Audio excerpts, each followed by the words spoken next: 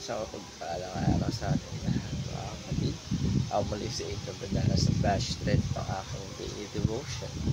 At ngayong araw, pag-uusapan natin ay kung ano ang kahalagahan ng Diyos na hindi nagbabago. At ang ating Bible verse ngayong araw ay mula sa Numbers chapter 23 verse 19.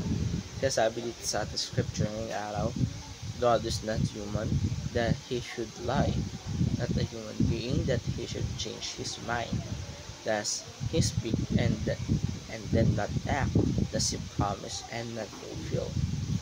Mga kapatid, sa ating panahon ngayon, napakaraming bagay ang nagbabago.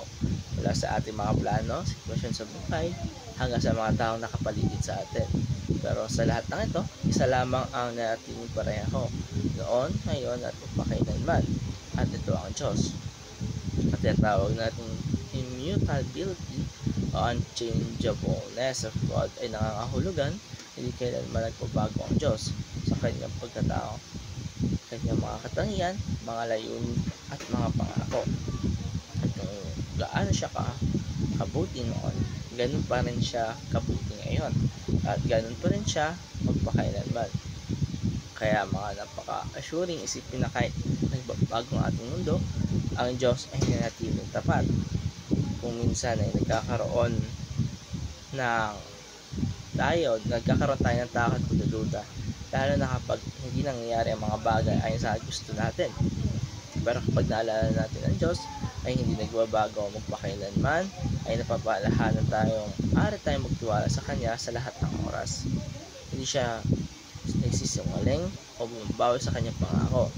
Kung sinabi niya, I will never leave you nor forsake you, paniguradong ito ay may katotohanan noon, ngayon, at sa mga susunod pang panahon. At mayroon tayong mga application ngayong araw. Una dito ay read and understand God's role in the Bible. Dahil hindi nagbabago ang Diyos, hindi rin nagbabago ang Kanyang salita. Ang Bible ang paraan ng Diyos para ipakita sa atin kung ano ang Kanyang kalooban. Kaya kung gusto natin makilala siya ng mas malalim, kailangan natin magbasa, magnilay sa Kanyang salita araw-araw. Pangalawa, rely on God's sovereign plan and promises. Pag dumaan tayo sa mahirap na sitwasyon, tandaan lamang natin na may plano ang Diyos. At dahil hindi siya nagbabago, pagkakatiwalaan natin ang Kanyang mga pangako ay matutupad. Hindi man natin agad makita, pero sa tamang panahon, yung gawin niya ang mga nararapat. At panghuli, rest in God's constant nature and character.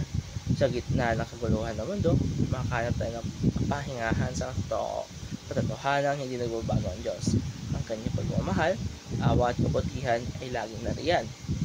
Hindi na tayo pababayaan kahit kailan. At dito tatapos sa aking daily devotion.